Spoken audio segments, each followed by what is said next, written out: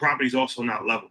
So I have to grade the property. I have to like flatten it out, which isn't as easy as you would think, because you got to actually find a civil engineer that can actually draw up a blueprint to actually grade the property. Then they got to put the water basin in the ground. Then you actually have, when you put the water basin on your property, you have to have a system in place to actually like kind of surround it properly, right? So, so you gotta know flatten it out. Yeah. You gonna put some alligators in there? Maybe at this point. So man, that's the whole thing. 2 years, right? I only have the foundation. So I wasted money, a lot of money. I'm still paying taxes. Right? My loan expired already. Then I had to renew the loan. Then I gotta renew the loan again. I'm paying a penalty because the loan is already expired, my construction loan. So I'm paying a penalty every month on that. Yeah. I have to pay a lawyer. So I have a lawyer fee that I'm paying. I have a consultant, an engineer, so I have to pay him. When I do get the civil engineer, I'm gonna have to pay for the civil engineer's work. Then I'm gonna have to actually pay for the water basin, which is at least a couple $100,000. Then I'm gonna have to pay to collect some water. Well, it's a whole system, and it's underground. So it's like a huge like tank. Then I'm gonna have to pay to grade the property. That'll probably be a couple $100,000. Long story short, looking back on that ticket's gonna sell tonight. Looking back on this, for anybody, this is my advice for anybody: never build a home. It's much easier to just buy a home that's already built and just do renovations to that house. That would be my advice. It's right here. That's a gem that you can use, that you can learn from my previous experience. I hear you. Buy a home that's already built and do renovations, as opposed to building a home from scratch. And then these contractors are all con artists. Oh, you can't trust those. You can't say all, but a great majority. A great majority. They're trying to do the cheapest work possible to make as much money as possible. It's a whole thing. So unless you have time to really like dedicate and you have a lot of information, it's not something that I advise at all. So that's some information for you out there if you're interested. Do you think having a busy schedule, running the media empire, played a factor in you not being a check? I don't want to minimize this, but this is valuable knowledge. And I want to say, I actually had this specific experience with my first home. It turned out that it was more of an expense than I actually made out of it. It was, Shadi's making a significant point here. If you're thinking that buying a residence, buying a home is an investment, it's not really. Unless that property is cash flowing, forget about it. So the guy was a real slickster, and he hit it, and he was like, well, it's with the town. It's up to you to do your due diligence, to go to the town, to get the blueprint from the town. Like I said, nobody's going to do that. So the first thing to do is don't trust anybody. Get a thorough pit bull attorney to make sure that they look through everything, sniff it out. Because you end up getting screwed, man, and it's you can end up really wasting a lot of money. Yeah. That's crazy. Even those of us that are financial professionals, like that, you have to, and it's interesting because as stardom rises, like business success rise, people are going to try to find ways to take advantage. Like the defense that we have to play, that never goes away. But speaking of which, on another money topic, if you got $20 million tomorrow, people love this kind of questions. What would you do? What would be the first thing that you do if you got $20 million tomorrow? Like I received $20 million, or I had to pay some money to the taxes. Like you just received net 20? Net 20. Net 20, I'm definitely gonna put money in the market. Probably not now, it's at all-time highs, but I'm gonna put money into the market, S&P 500, safe bet, safe bet. That's always been my theory. Like if you put $10 million into the market, this goes back to my $10 million play. If you put $10 million into the market and let's say you earn it 7%, let's be even more conservative. Let's say you earn 6% a year, which is very doable. Yeah. And you want to live off of that, you choose to live off of that. That's $600,000 a year. I think anybody can live off of $600,000 a year.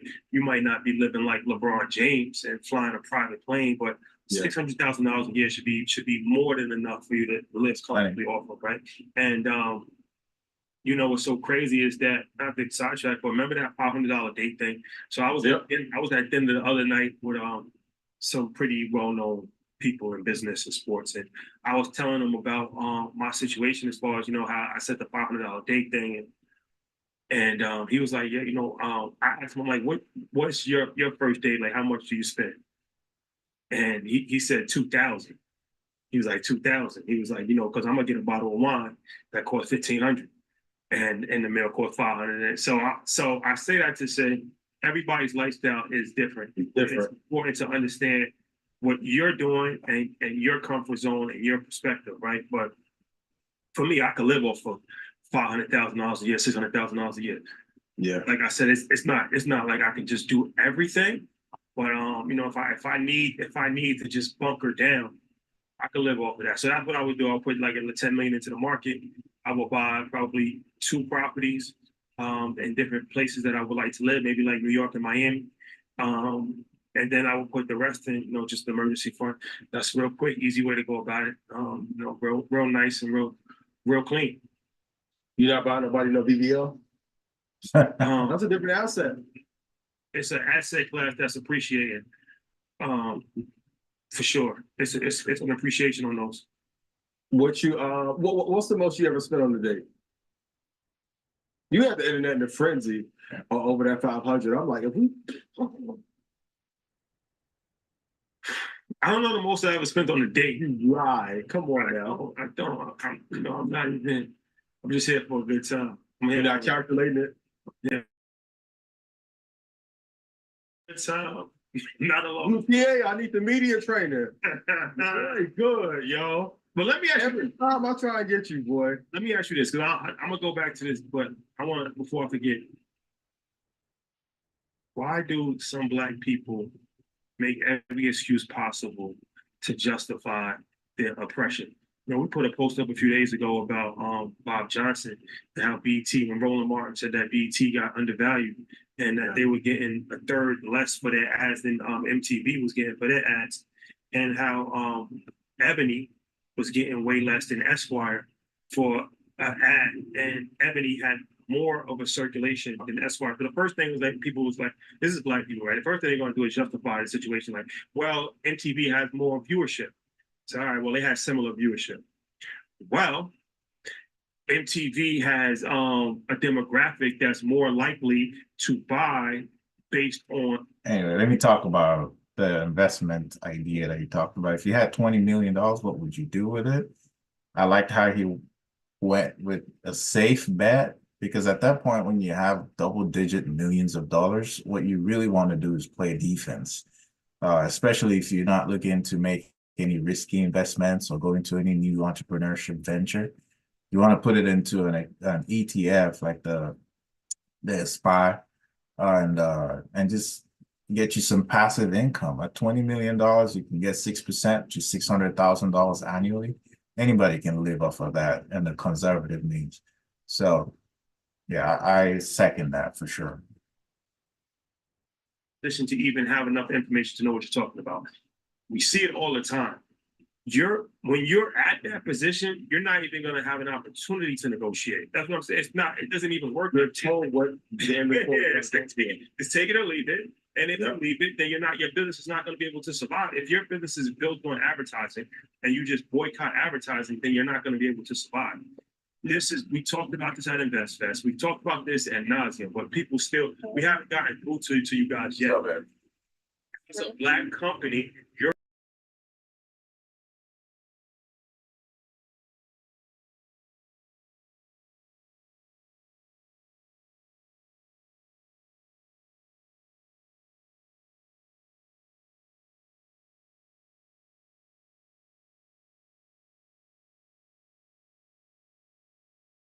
It's a level of corporate cooning trademark.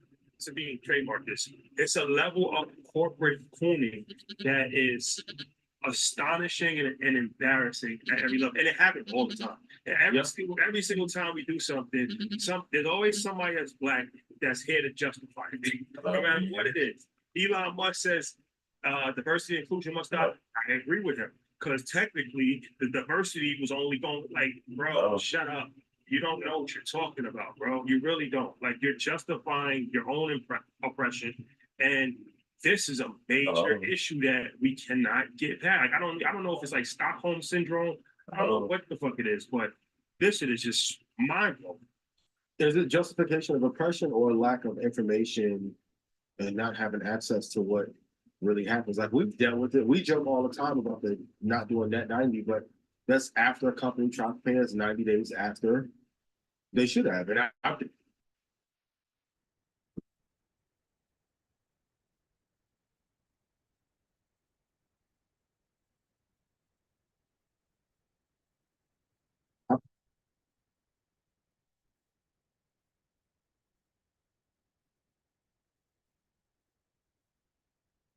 brought 85% of people to the event. What are we talking about?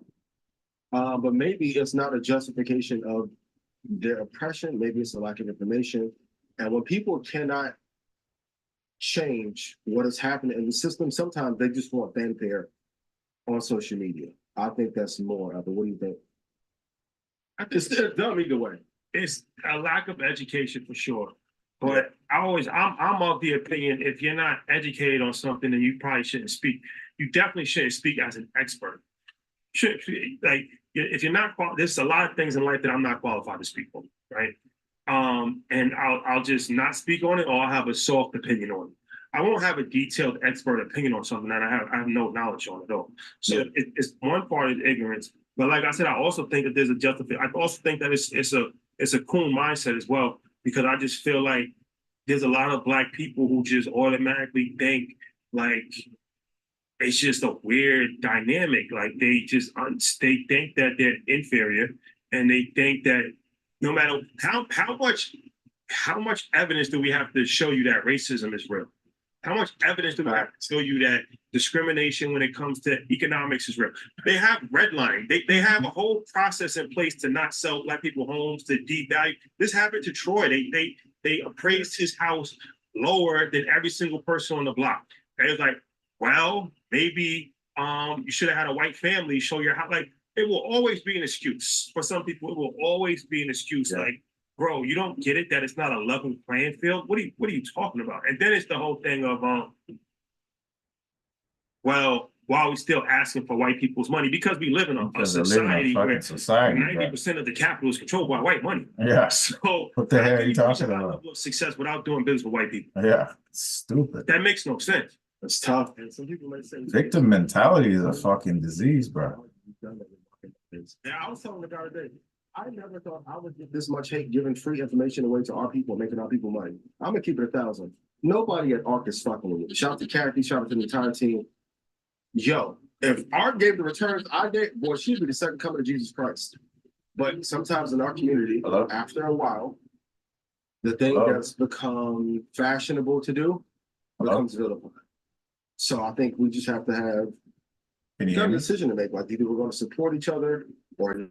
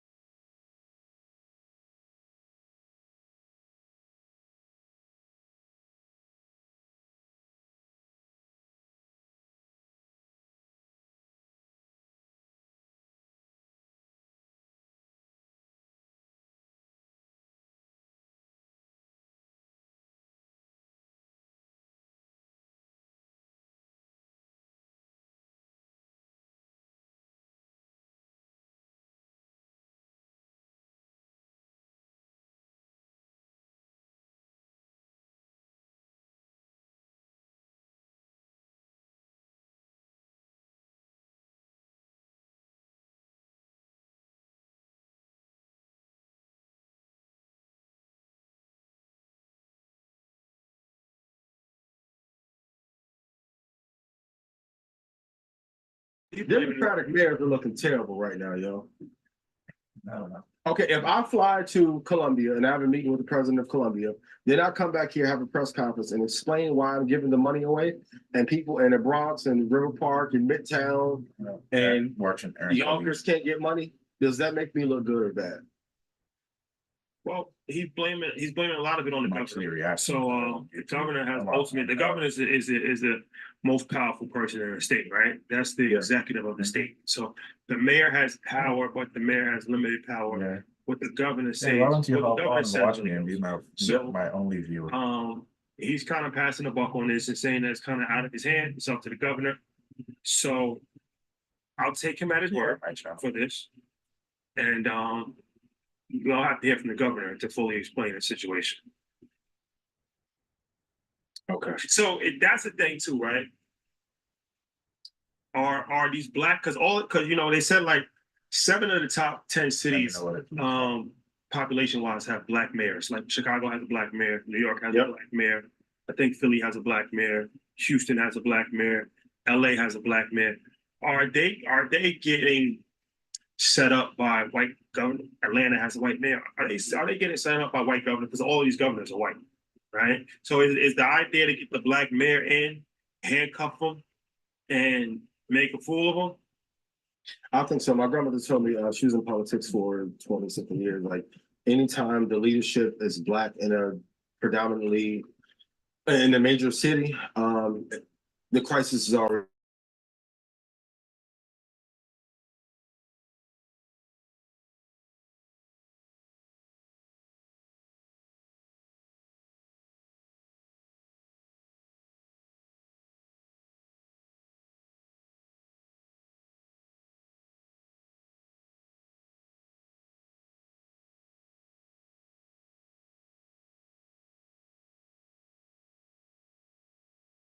And the president at the same time. Like even when Roland came on Market Mondays and he gave his talking points for why Biden was a better choice, in the comments, people are like, I'm tired of the Democratic Party. I've been a Democrat my whole life. I'm not pleased. They're not doing enough for us. So I think that the Democratic Party needs to figure out for the next 10, 15 years, what are they going to do better to help the people that have historically helped them get into office? Let's switch gears, shall we? Yeah.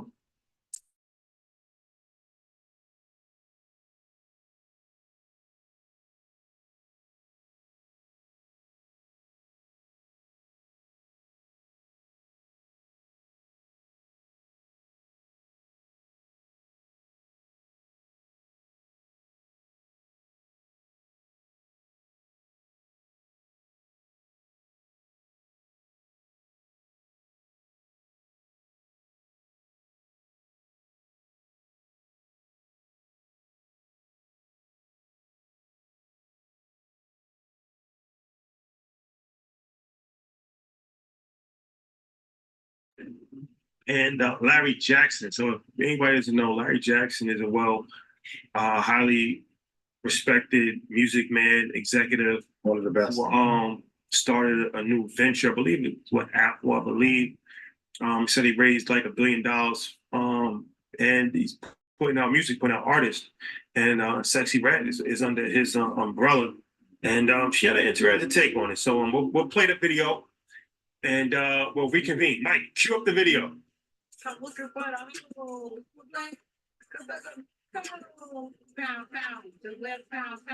Whose culture is that? Please Definitely bear me Black this. It's Black culture. That's it, because obviously yesterday we showed you that Ice Cube was talking to Bill Maher, and he was saying that this was very intentional, that there were people that were intentionally feeding this sort of music to the Black community because it also feeds the. Absolutely. And like always, I totally agree with Candace Owens. This content does not represent anything about Black culture, does not represent anything that has value, traditional value, morals. I think there's an effort to subvert and degrade Black culture. And a lot of people have been conned into believing this is Black culture and they celebrate it, but it's trash. And the time that we should call it out for what it is now. If you see content like this, don't consume it. Before is Black. And he is the person that I am more interested in. Here is a headline regarding Larry Jackson. He's celebrated, obviously. He's a Black entrepreneur. And the Billboard headline reads, with Gamma, Larry Jackson is putting $1 billion to work for Black culture. Here's another headline. This one is in Afro Tech News. It reads, Larry Jackson is on a mission to put $1 billion to work in favor of Black culture with his startup Gamma. In favor of Black culture. He's the face, by the way. More about him. He's the one who recently married Stephanie Shepard, Kim Kardashian's former assistant. So he's very much in the mix. He's very good friends with Oprah Winfrey, and the Black community loves him, by the way. So many photos of him with artists, Black artists. This guy who is making an executive decision to distribute this music to the Black community is a hero. And so I got even more interested in him. I just wanted to hear him talk. Man, I mean, maybe this is the kind of music that he grew up with and he loves it. Not the vibe I got. Here is him speaking to Ariana Huffington in an interview. Take a listen. Have you ever had any mentors who helped you along this life journey, the things that we're discussing here? Yeah, my mom and dad, first and foremost, they were the first, for sure. And still, my mom and dad immediately come to mind. Because they helped you put things in perspective. In the African American household, to have two parents who've been married for 45 years is a very unusual thing, and something that I really, find to be unique and special, and the spine and the backbone of my life. So their wisdom, and also like the freedom and the latitude that they gave me at such an early age. I don't even know why they even did really at all, but they did. Just to be me was the initial mentorship that I needed to really kind of get to the first few points that were pretty vital and important. So what did we learn in that clip? Well, we learned that Larry Jackson came from a two-parent home, a stable household. Parents married for 45. So how could you come from a two-parent home and yet promote ratchetness, single motherhood, degradation, immorality? How can that be possible? Something about this does not add up. 5 years. I did some more digging. He went to Catholic school. He ran cross country. He worked hard from the time that he was young. He was winning awards because he had an interest as he was working in radio, got his foot through the door, did everything right in life. So that when he got to the top, he could feed the community filth, absolute filth. And so I reserve a special kind of hatred for these sorts of individuals because they are somehow celebrated by the Black community. Me, no. Candace Owens is a coon. She's a traitor to her own race because she talks about ethics and standards and morals and the disintegration of race. But this guy, Larry Jackson, who is on his path to becoming a billionaire and who is intentionally picking up music like Sexy Red, music that, let me be very clear to you guys, he does not listen to, okay? He obviously, when he gets up in the morning in his mansion, is not putting filth in his ear, because why would he? Larry Jackson is aspirational. He wants his children with Stephanie Shepard, if they have in the future, to be aspirational as well. He will not allow a minute of Sexy Red's music to be played in front of his children. But he's playing a game, right? Obviously, he knows how to get rich, and either he is a useful idiot who doesn't recognize what he's doing, I don't think that's the truth, or he's evil. No, you guys pick. All right. I pick evil because there's something, and we talk about this a lot, that there's definitely some spirit. It's an evil spirit that's behind Hollywood and most of entertainment, American entertainment at large. That spirit is trying to control the young minds, and they start very early. They start through social media, through whether it's the movies or the music, especially the music. And growing up in my 20s, listening to a lot of the rap music and hip hop content, I didn't really think much of it because that's the popular music. That's what everybody listened to. But the older you get and you start paying attention to the lyrics and the fact that now that we have access to more information and we can actually get to know the root of a lot of this content and the people behind them, you start to realize that there's an agenda to, at the very least or at the very minimum, control the minds of the youth, dumb them down, that's one, and two, steer them completely away from God and steer the young people's mind towards materialism, towards anything that's not family oriented. And I think there's if it doesn't have a lot to do with just making money, it's very evil. And the moment you learn about that, it's now up to you to separate yourself from that type of content. Clean up your content. Whatever you're listening to, whatever you're eating, it's now your responsibility to clean it up. And you can't wait for them to do it because they're not going to. I don't think it's ever going to change. It's been going on for decades now, and it's going to continue.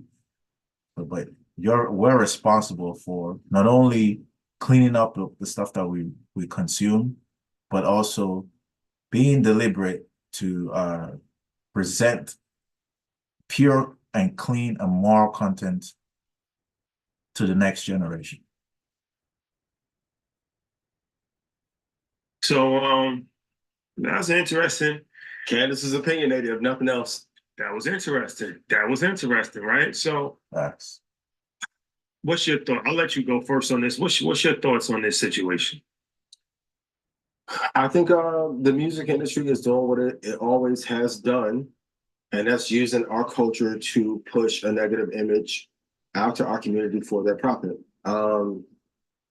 Sexy is just, I mean, we had Trina back in the day, Little Kim, Foxy. It's always been. I know there's not much balance, but I could argue back then in the 90s. And what was the girl group that Eazy had after NWA? Like, bitches with attitude. Like, this has been happening. This has been happening forever. Like, I know we want to act all holy and like it didn't happen in our generation and these kids need to change. But if you go look at the freaking documentary, there was some wild shit going on back then too.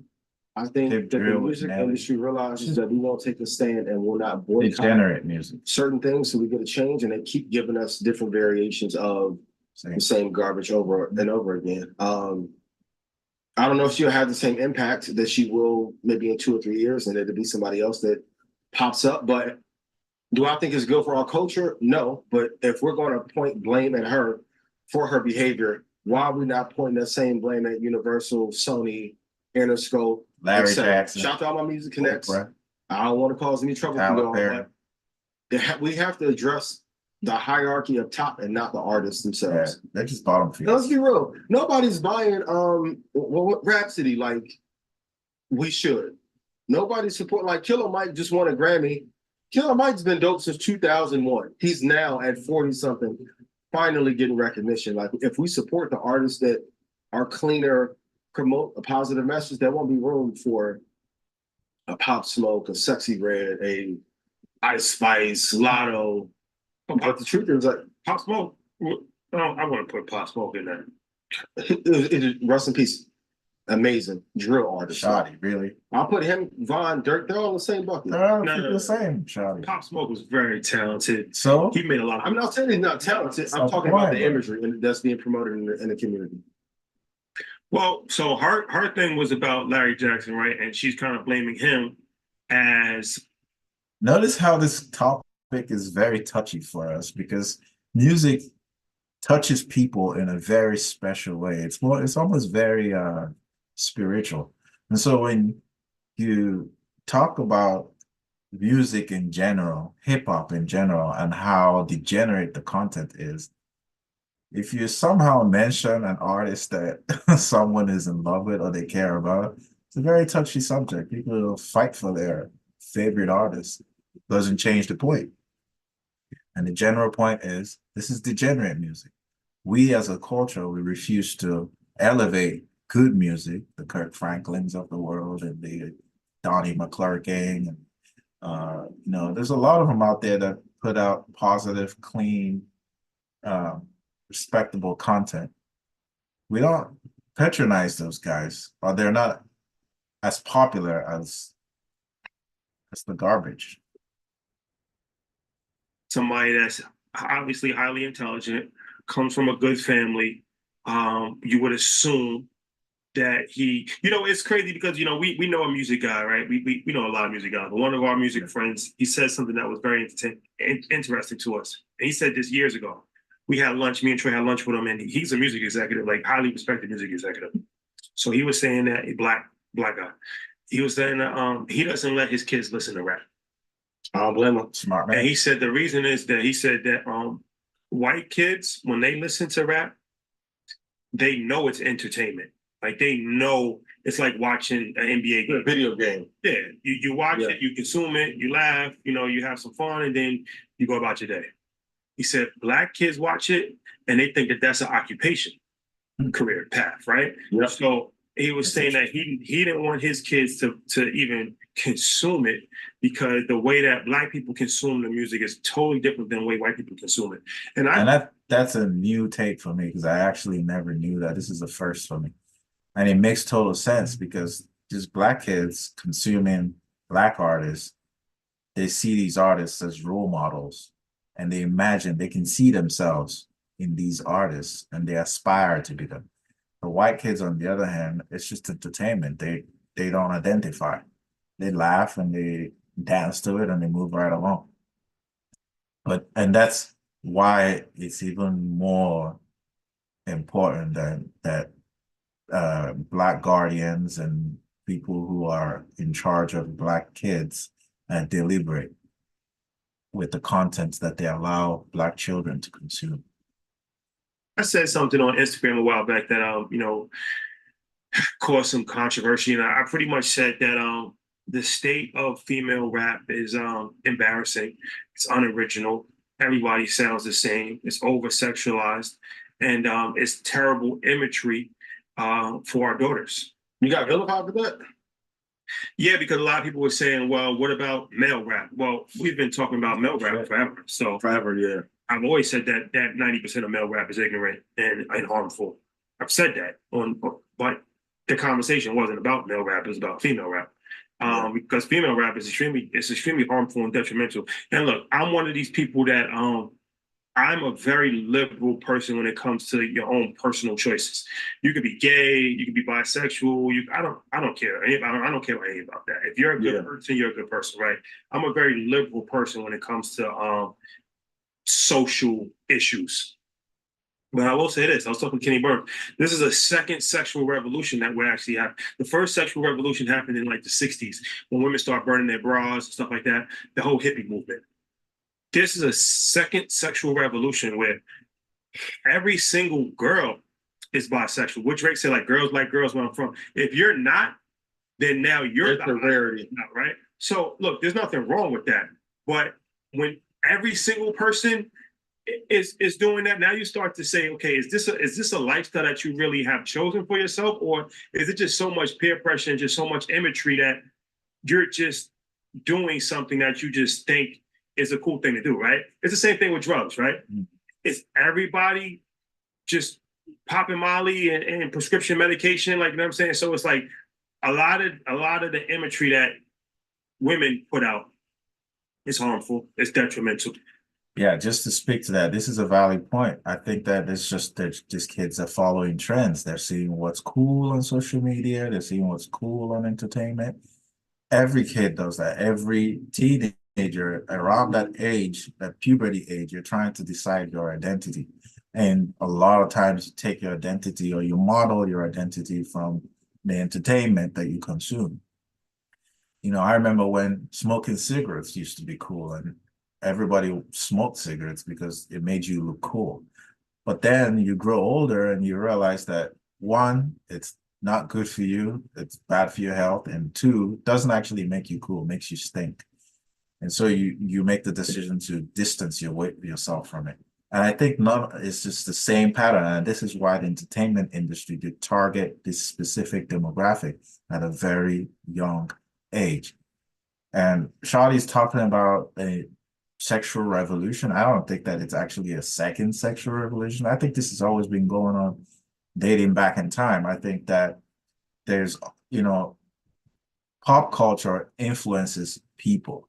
And currently we're facing a new revolution where, especially in the West, where the family unit has been destroyed, the man or the parents have been taken away from the home, and social media and entertainment is raising our children, and you're seeing the results of it. So you're seeing, a lot of heightened level of promiscuity, a lot of people who don't want to get into marriage and strong relationships. They don't want to have children. This is the results of it.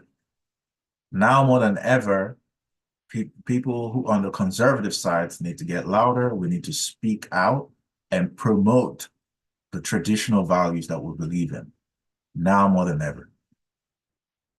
And look, this is Blackout, so we got to be honest about it. It's not original. It all sounds the same, right? What's the difference between Ice Spice and Lotto? Lotto's, she's more talented. Lotto is a better, yeah, more talented. She's more talented as far as her lyrics. But did you know, like It's the same. in the 90s, at least we had variety, right? We had Little Kim Doesn't matter. and we had Foxy Brown, but we also had Lauryn Hill. We also had Missy Elliott. Now Lauryn Hill, Like, speak there on was Lauryn so Hill. little of that. It's now right there. Lauryn Hill is what I consider good music. What did they do to Lauryn Hill? They pretty much like kicked her out and they blackballed her from the industry. We didn't hear from Lauryn Hill for years. And that was not by accident. Because they don't want her music in the airway because she was promoting good music. India Ree. I remember consuming India Ree. She was another good person. Lauryn Hill. I can't think of their names, but if you're a good artist, somehow your music either didn't get promoted as much or you got blackballed. There's a reason for that. Balance, right? There's no balance at all. And there's not even any, it's just the highest level of trashiness possible. Ice Spice, I actually like Ice Spice. I think that she's talented. She's a young lady, so I don't want to like, go crazy on her, but she's literally walking her ass out, bro. Like, you want your daughter. Little Kim did, Trina did too. But I'm just saying, if that's something that you want your daughter to emulate, she doesn't have a skirt on. She literally has her ass out. Like, I've never seen that before in public. Like, and It's too much. how do you think men are gonna react to you? Right? Let's just think about this logically. You think that men are gonna treat you with the highest level of respect? No. You think that Era these sip ass, yeah. what? No. They're grooming both the man and the women. Of course, they're grooming the man that will worship that kind of garbage. It's just the sad state of affairs. It used to be that the body of a woman was a treasure, and you guarded it, you preserved the innocence, and now it's disgraceful what's happening. I don't know. What? Oh, Ladies, here go to play. 2 sips, 2 semiconductors. AMD, NVIDIA, get you 2 little sips, run it back up 2024. that's the retirement plan? The retirement plan. 2 Sims. And if you get 2 in every city, Well, the thing that dudes is doing now is they're leading with money. And it's a thing called comps, right? So it's like in real estate, one house can set the comp for the whole block. So if every house costs $500,000, but then one bozo comes and pays $1 million for a house that costs $500,000. That's so bad. Now Yeah. the comps, everything is getting risen. So now you can justify selling every house on that block for $1 million, right? Yeah. So what's happening now is that, when I've heard horror stories of girls that have told me, like, guys hit them up in the DM, and the first thing is like, what's your cash app? Before you say your name, before I introduce myself, before you say hello, before you say anything, hey, what's your cash app? Send the cash app. I just sent you $1,000. Wow. Have a good night. Let's talk later on. that's because a lot of them publicly traded too on the black market. Well, it says a lot about it says a lot about That's the other IPO. Now, if we're going to talk, we're going to talk. It's a lot of them that's day trading that night. day trading at night. You know what I mean? Day trading at night. 0 expiration daily options on the Gato. Hey, if you're making that money fast and easy, you're going to end up spending it fast and easy. Things are changing. A lot of people are not working hard for their money like you used to. You don't have to, like, a lot of people are just sitting in front of their computers, whether they're streaming videos on Kick or Twitch, or they're gaming, or they developed an app, or they're drop shipping, e-commerce, or YouTubers, they're making money easy.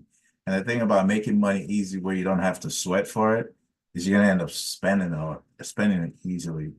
And a lot of these people spend so much time in front of the screen, they lose interpersonal skills. They don't even know how to conversate with other humans. And that's why their first approach is to lead with money. Nothing good comes out of that. Because when you lead with money, first, you basically have laid the foundation for whatever that relationship is going to be. And the moment you stop presenting money, the relationship falls apart because it was never built on anything solid to begin with. Man, a lot of us conservative folks have our work cut out for us. We have to speak up and we have to teach and save. You save one, you've done a good job. And I think that's what we have to do. You know what I'm saying? That's why they doing that. But this is it's a SIP culture. All that passport bro-ish. Like y'all going over Colombia and getting killed now. Yo, be careful. But a lot of them selling. Wallow even said it. Well, last year, there's a lot of women who be acting like the entrepreneurs. And it's like, yeah, your candle lines making you that like you got the Bahrain and Abu Dhabi and 2 G-Wagons off of $9 candles. Come on, yo. Can't blame them. What do I know? Yo, it says a lot about the times that we in, man. It's dangerous out here, bro. Yes. It's dangerous, man. It's a lot of money in the simp economy that's being spent. And ladies, if you can go get it, you think that 2-Tech-2 index playing fire. If you can finesse somebody out of 5-10 grand a month, go Stop ahead. it. No, Stop it. Don't encourage that, bro. Don't encourage buffoonery, okay? Liz, if you're gonna stand on the other side of truth, stand 10 toes down, call out nonsense when you hear it. When you see it, call it out. Don't encourage that. We need our women to go back to traditional values, and we need our men to be men again. And it takes one man at a time.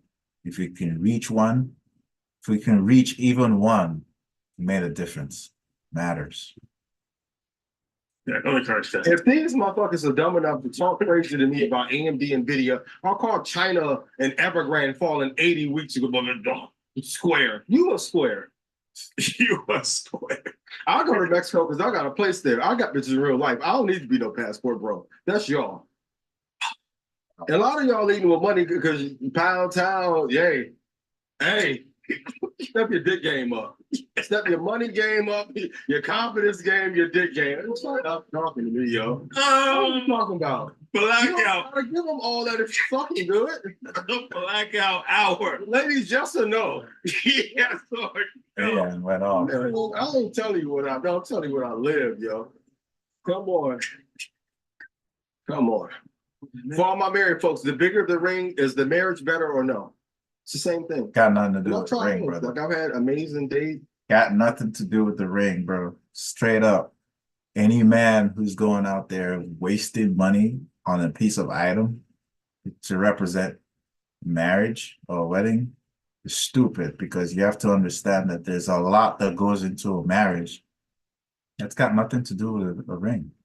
Even if it's a robber or whatever they call those things, that's enough to represent your union. If you need something to mark your union, you can even use a tattoo. You can use a note. You can use anything to represent your union. This idea that you have to, spend thousands of dollars or whatever amount on a piece of item because get married, that's dumb. Okay, first of all, you need to focus on creating a union that's built on solid ground, on amazing teachings of God. That's what matters. Traditional values, again. It's in vacations. Some of my best relationships I didn't take out for 2 years. You ain't take out for 2 years? I'm not telling you what I know. I'm saying. Damn. Damn. That was my baby too. Come back. All right, I don't want y'all. I took you to the SDK. Yeah, man. You took all them other bitches out who was not me. How could you? At least I hope you, Bill. Come back there. Go ahead. We go to lunch. That's serious. Open door policy. Big facts. Unless you spend a block one time, be bad away. Go ahead. Let's talk about a big financial story in the community. Michael Jackson's estate sold 50% of his publishing and his masters to Sony for $1.2 billion. Now, that is the highest valuation of a catalog ever. They said it actually could get up to 1.5 billion. So I believe that Sting is requesting 1.2 billion for their no Queen is seeking 1.2 billion for their valuation. So Michael Jackson has currently set the record for the highest valuation of musical catalog ever. 600 million for 50% of his catalog. Yeah. Now, of course, you know You never wanted them to what have. most of the comments said. Can you guess what most of the comments said? It's not worth 1.2. It's worth more. How could he ask for that much? Oh All no, right or no? no. Most of the comments were saying this is robbery. They got it dirt cheap. It's worth way more than that. How can we build generational wealth if we keep selling everything? Forget about that, Shawty. First of all, Michael Jackson never even wanted Sony to have his masters.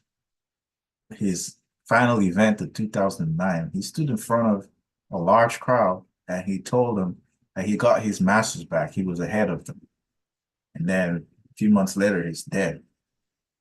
The crazy thing is that after he's dead, that masters has wound up back at Sony. That's the sketchy thing that I'm actually, that sounds fishy to me than anything else. He wouldn't have wanted this. That's the train of Right. Wow. Let me turn. I gotta turn the calculator to the side. You know how like that sounds good. Like kudos to the family. Sister Cordia, who's friends with Catherine Jackson. That's generational wealth. Like Blanket, they'll be okay.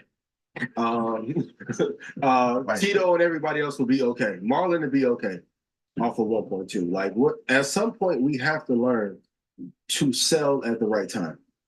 And how many of y'all actively like playing Michael Jackson off the wall, off Spotify or Apple Music right now? Like a win is a win.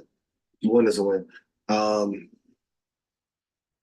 I know people want us to keep things inside of our ecosystem, but that man went through hell battling all those labels and Berry Gordy and Motown and Diana Ross and then Sony and Tommy Mottola. Man, let that man's family rest off of his legacy. Great dancer, great entertainer, great inventor. The letter came out recently of like him making this character to be larger than life, and I want to sell 200 million records. Like, we don't give him credit for being one of our greatest entrepreneurs. Eminem got to talking shit, bought his whole catalog. Come on, man. Mike's the greatest. I know we want to do the Taylor versus Michael. Let's quit doing that too. Yeah, nobody is Michael. And the thing about it too is he still own 50%, right? So it's like, yep. I think what I said, like, you know, it's one of these things where this is blackout, so we just gotta be honest. Master P has a quote that has lingered in Black people's minds forever, where he was saying that when he first started No Limit, they offered him $1 million. I think Jimmy Iovine offered him $1 million, and he was saying, well, if he offered me $1 million, how much was I really worth? And they took that and they just ran with that. Ran with it. And they're like, well, if they gave him 600 million, how much was it really worth? Here's the thing, guys. Every asset at some point in time will be sold, right? You buy an asset to sell it. Now you might sell it tomorrow if you're day trading, or you might sell it in 100 years, right? But every asset at some point in time will be sold. That's the whole point. Now, it's a buyer and a seller, right? In order for this thing to work, the person that is selling, the seller, has to have some need or some want for immediate cash. The buyer has to have enough money to satisfy the request of the seller. But the buyer also has to have some level of anticipation that in the future, that asset will be worth more than what he brought it for. That's the whole point. Of course, it's worth more than what he's offering you. Why would it not be, right? If you're going to sell it to me like for 500, then I'll take it all day, right? But in the event that the house goes to $2 million, you can't be mad that you made a profit. If you bought the house for $100,000, you sold it for $1 million. Now you made $900,000. Now let's say in 5 years, I'm able to renovate the house and sell it for $2 million. Well, I just made $1 million profit. You can't be mad and say, well, damn, I sold my house for $1 million, but it was really worth $2 million. Yeah. That's the that's the rationale of business as well, right? You're only going to buy something if you think in the future that's going to appreciate. It's common sense. So I think a lot of times we just have to kind of like get out of our own way of thinking because we're not fully educated on what we're speaking about. The richest people in the world have sold their companies. They have liquidation events. Elon Musk is the richest person in the world. He sold PayPal. People don't even know that he owned PayPal. Elon Musk started PayPal. He sold PayPal for $200 million. How much is PayPal worth now? A lot more than $200 million, right? Yeah. But he used and got screwed on that 56 billion he was owned by that judge too. Yeah. He had another big payday coming from Tesla after he hit all those benchmarks. So he took the 200 million and then used it to fund two other companies that you might have heard of, SpaceX and Tesla. And now he's the richest person in the world. This at the highest level of business. It's called liquidation events.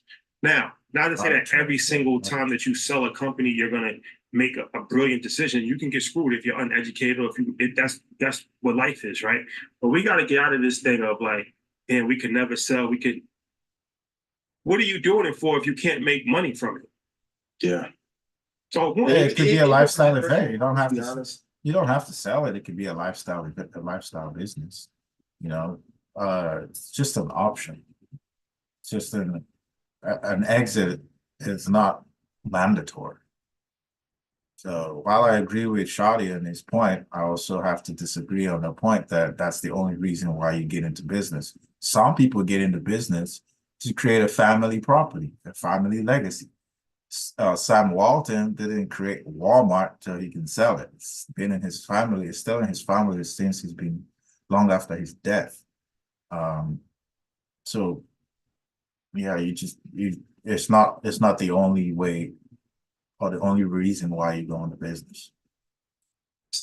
It worked incredibly well for the Rockefeller family because they had a monopoly pretty much, him and JP Morgan on the United States of America. That lasted 7 generations. Vanderbilt, their generation of wealth lasted 3. Kudos to Anderson Cooper. Like, it's really tough to keep money inside of a family for that long. I did a quick calculation. If you got an annuity for $200,000 a year off of the 1.2 valuation, that's 6,000 years worth of payments. Like, for him to create a catalog to be able to take care of his family for the rest of their lives and the grandchildren's lives and blankets, kids, and all that, that is generational wealth. If you put 200 million into the market, 7% a year in 20, 30 years, 25 years, it'll be worth $1.2 billion.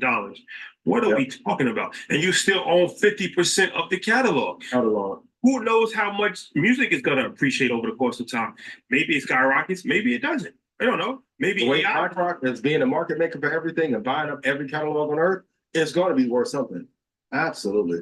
What I'm just saying is still speculation, right? Like, it's a bird. One thing I learned early is that a bird in the hand is worth 2 in the bush. That's a fact. Right? A bird in the hand is worth 2 in the bush. We don't know what tomorrow holds, but we know what today has. So, it's easy to be, a sideline quarterback, but it's not always the best way to go about it as far as the comments that I'm seeing. And I'm reading a lot of these comments and I'm just like, how can you say what happened to generational wealth when you made $600 million? Maybe because they haven't had an exit event. It would be really interesting to see if people own part of that catalog, would they want it to be liquidated or not sold? That's what my thing is. Like, it's easy to say until you actually put in that situation. Until you're putting his mom and dad, they're still alive, right? Yep. Yeah. They got to be like 89 years old, right? Yeah, they're in the 80s. They're at the end of their life. Even his siblings are in their 60s. He has children that's gonna need money in the future. Like, how you want to tell these people turn down $600 million? Why'd you sell it? Because we asked Irv Gotti, like, yo, why'd you sell your catalog for $100 million? Because they offered me $100 million. Some numbers you can't turn down. Because that's why I sold it. Some right? numbers you like, can't turn I would down. be extremely interested to know when a regular person is put in that situation and offered $600 million and they would say no. Yeah. When people are sacrificing their lives for a lot less, whether in the streets or in corporate. Like almost everyone has a price. So, what number would you sell your company for? I can agree with everyone has a price. I don't think everything is about money though. Irv Gotti should have kept that catalog in his family. That was a moment in culture. It was part of culture, and now he's giving it away. Just okay, what do you okay, then he gets the 100 million after taxes, he keeps 50 million. What are you gonna do with 50 million? That'd be, you know, if he lives lavishly, that'll be gone before you even realize it. But if he has the catalog, he can leverage it, use it and borrow against it. I think the problem is we still haven't found a way to borrow against certain assets like that. That's why people are quick to sell it.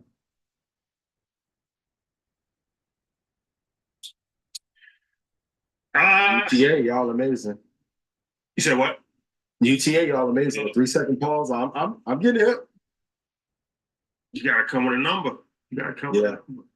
One thing I learned is never speak until a number is presented. That's a great lesson, yo. Because you could be lowballing yourself. Could be undervaluing yourself. That's good. By accident. Yeah. Because I'm hitting the reverse Uno card. How much money would it take for you to endorse Trump to the Black community and sell us out? I got you. I got you this time. Yeah. I don't. No, I can't do that. You're not going to MAGA hat? No. I wear the locks hat, but I can't wear MAGA hat. I just, some things I can never do. Shout out to Ye. Make Black America great again. Some things I can never do. I can never. And like I said, I don't really have like a personal problem with anybody, but I can't. That would be so far against my core principle that it would lower my standard in the world so low that I would just have to just move to Thailand and just get on some Russell Simmons shit and Russell Simmons vibe. Yeah. America's over at that point in time. Yeah. Speaking of that, Vladimir Putin. Vladimir. Tucker Carlson, he got the real Vlad. The real Vlad, the only Vlad we know. Vladimir Putin, man, he was very measured in his comments. Absolutely. Man, he's Very playing measured chess. in his comments, very respectful. He didn't say anything that was too outlandish from what I saw. I didn't see the whole thing, but what I saw, he didn't say anything that was too outlandish, Is this a public PR makeover that he's trying to do? I don't think so. When you have that much power, Don't need that. and you pretty much have a monarchy, I don't think you need to be diplomatic. Now, for all those you gonna comment, I'm a Vladimir fan and a shield for those. Man, shut up. I'm just gonna be honest. Like people are absolutely power. Yeah, that's like What people don't recognize is Vladimir Putin is a capable leader. This man has been leading Russia for multiple decades. You don't get to lead the largest country in Europe multiple decades and not be a capable leader. And I think that he's playing chess. He's been through multiple American leadership. He knows what's really going on. He understands the history, both for his country and the United States, more than most people do, more than a lot of these puppets in the media and a lot of the politicians here. So one of the rules of engagement is you don't, if your enemy is shooting themselves in the foot, if they're making mistakes, you don't tell your enemy that. You just let them continue making mistakes. And he said multiple times in that interview that the United States is making a mistake. This is one of the most biggest mistakes that we're doing by funding this war, a war with, Ukraine. Ukraine is a neighbor, a bordering neighbor to Russia.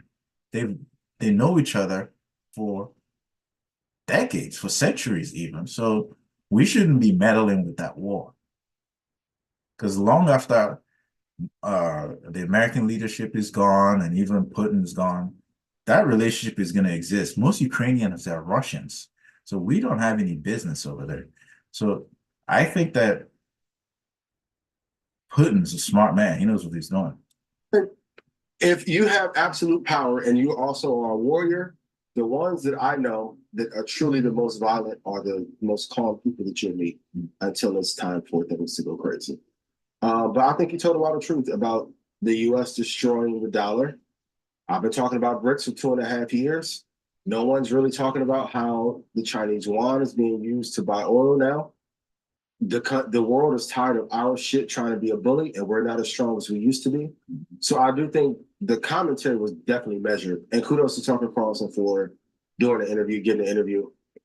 Because if we're talking journalism, we don't have a Dan Rather-esque, hard-hitting investigative journalism like we used to. Most of those entities have been purchased or been suppressed so much that we don't get the truth anymore. So I don't think there's a need for him to be diplomatic when we've been the bully of the world for so long. What do you think? It's interesting. I think what you said had a lot of solid points to it. I think that he might be trying to be the bigger man here in the situation because he knows that Joe Biden is going to lose and Trump is going to come in office, and he wants to have a strong relationship with Trump. So he's already positioned as even who he does the interview with, right? He does the interview with Tucker Carlson. So yep, that's Fox, that's right wing. So he doesn't need to do all that. He specifically told you it's not about in that interview, Putin specifically said it's not about the personality in the office. There's a lot of decisions that are made behind closed doors that the American public is not aware of. In a lot of cases, the guy in charge is actually not aware of. There's a deep state that's actually in charge of American policy making and leadership. And he pointed that out. So because he's seen multiple American leaders get elected, promise the whole world, and deliver nothing. And time again, it's just the same thing. There are people who actually make the true decisions that are unelected. It's the agencies, the unelected leaders of this country that actually matter. He said that's what he said. Well, I think he's already positioning himself to when him and Trump have a relationship. It's like, bro, I've been doing this for months. I never shitted on your president. I said, Joe Biden, good dude, like, so now they're already working. This is my conspiracy theory, right? They're already working their angle out months in advance. So now it doesn't look crazy when Putin is with Trump. Yeah. So, that's my conspiracy theory. We give one conspiracy theory episode. So, okay, that's my Russian KGB. Because, like I said, it's just a weird situation. All of a sudden, out the blue, he wants to fly Tucker Carlson into Moscow and do it. Maybe he's been working on it for months. Hey, that's not out of the blue. First of all, it's not unusual for an American journalist to interview Putin. This has happened multiple times over the years. I don't understand why the uproar about this.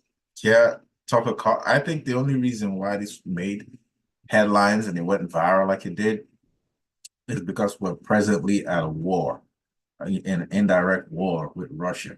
So, and all traditional media has refused to present Putin's side. They haven't even considered presenting his side or interviewing him. So Tucker Carlson, since the war started in February 2022, and Tucker Carlson is the only one who's decided to go out there. And everyone knows that Tucker Carlson has been speaking against mainstream media in the recent times. That's why this went viral. Not that there's anything unique about interviewing Putin. That's happened so many times over the years. Left, who had an issue with it, who from the left offered to interview him? Or did he reach out to him? I think he reached out to him. I don't think you could reach out to Vladimir Putin. You don't think so? I think they reached out to Rupert Murdoch and was like, "Look, we want to make this happen." I think that's happened. You're so wrong, Shadi. First of all, Rupert Murdoch and Tucker Carlson have parted ways. Tucker Carlson no longer works for Fox News. Tucker Carlson has his own network that's partnered with X. So first of all, Putin will not be reaching out to Rupert Murdoch. That's not true. Tucker Carlson is on a whole new journey. He's on a journey of truth. 2024 is the year of truth. And Tucker Carlson is that front runner journalist that has separated himself from the pack. And he has said, I'm the one who's going to actually do true journalism. I'm going to go out there and interview the people and find out the truth. That's what Tucker Carlson is doing. And what does he do? If no one wants to interview Putin, he's going to interview Putin. If you have been watching his show on X, you notice that he's interviewing all those people who are supposedly untouchables, the ones that nobody else wants to talk to. That's who he's talking to. So this is not unusual if you actually follow him. That happens. Did you see the part where he told Tucker that he knew that he wanted to be in the CIA back in the day? I heard about that, but I didn't see it. Tell me exactly like what he cause he got rejected from the CIA, right? Yeah, and I don't think many people knew that. So it was pretty interesting what he was alluding to, but basically, he was calling him out for it. At one point, Tucker wanted to be involved with the CIA, got rejected. So I thought it was interesting for him to even show, hey, I know some things about you that you may not be aware of, and kind of make it aware to the public. I know he's getting a lot of pushback for it, and to your point, maybe he got invited to do so, but I didn't see anyone from the left pushing to want to interview him. As soon as I saw it, I'm like, yeah, we should have did it and talked about bricks. Now I wouldn't have gone to Russia. Sorry, I'll be too afraid. But That's the point right messenger there. Is why do you need to be afraid to interview Putin? This is the point. Like, if in the true days of journalism, you just interviewed, you went out there as a journalist. That's actually what was the hallmark of true journalism, is that you were brave enough to go out there and interview people who were the untouchables or the sacreds. You went out there, you were brave enough. So actually, I need to give credit to Tucker Carlson for venturing out there. And the other thing is that's very important that Putin pointed out is that Russia at one point in the 90s, during the Clinton era, Bill Clinton, during a meeting with Bill Clinton, he specifically requested to join NATO. And after Bill Clinton went behind closed doors and spoke to you know who, the deep state, he came back and told Russia that he's not allowed to join NATO. So if we're going to demonize Putin and call him names and all this to make him out to be this warmonger, crazy person who just wants to take over Europe, we need to actually speak the truth and point out facts. History has, it's all out there in history. NATO stated that they were never going to advance or admit Ukraine to NATO, and they were going to allow Ukraine to be a neutral country. But then they went ahead and they were in talks to admit Ukraine into NATO. And what that basically means is that Ukraine will suddenly have American military camps, and they're going to have nuclear weapons at the Russian border. And Putin was not going to let that happen. That was the red line. So we have to stick the truth and say things for what it is. For those of you who are into investing and follow for Market Mondays, you have to find out what the truth is regardless of who delivers it to you. There's a lot of truth that he told about the destruction of the dollar and some of the geopolitical games that we've talked about on the show. I won't go into Ukraine and that situation, but there's more at stake than just war, if you will. So I'm not going to say great job to Tucker because I'm sure he was afraid, but I think we need to get truth from all sides to understand what's going on.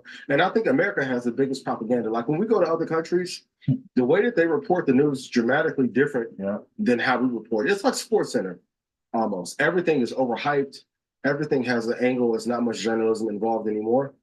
And I think that's part of the reason why people don't have the information or the truth, and they get caught in this web of lies around what's really going on. Damn. I can hear all of our parents. Leave us alone. I got you. I feel grand opening, grand closing. Grand closing. I will not go to Russia, but don't go to Russia. More of the story. Yeah, man, this was fun, man. I had a good time, man. I had a good time. This is gonna be a.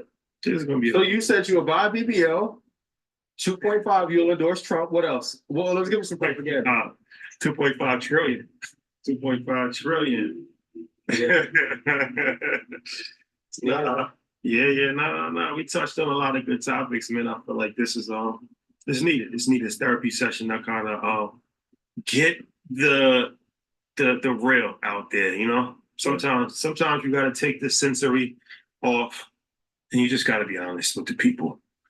At all times, man. That's always been my formula.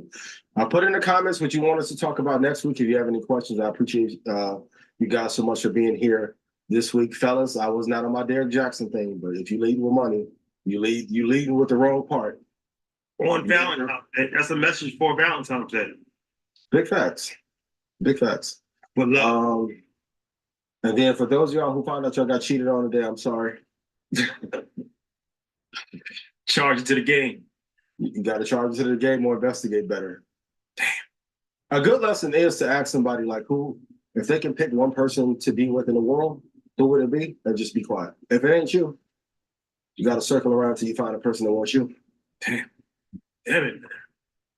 So if they say Idris Elba, pack your bags, it's over. Like I said, it's a whole pack your shit. It's a whole. Now that was my situation, but yeah, you got to leave. Like if you're not number one, you're going to get treated inferior. Fellas, sometimes y'all don't know. Y'all was the 8th pick. Or who they really wanted. Damn it. It's tough. Damn it. Yeah, man. Well, but peace and love. Peace and love. Happiness to everybody. I appreciate you, brother. All right. That was fun. Thank you all for tuning in on this Valentine's Day, February 14th, 2024. I'm going to continue bringing you my reactions, my take on current affairs and the social conversation, because we all live in this world and things are happening, and it's time that we speak the truth. We call things for what they really are.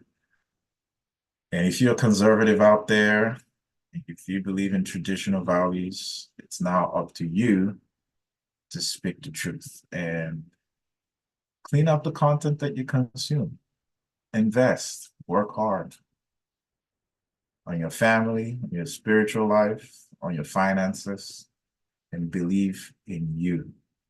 No one leader, no one politician is going to save you. No one country is going to save you. And by the way, the country is, the world is big.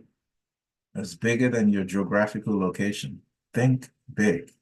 Imagine yourself traveling this world. The God has given us dominion over this world. And it's time for us to seize that power. All right. Until next time, it's me, Mamdi, signing off.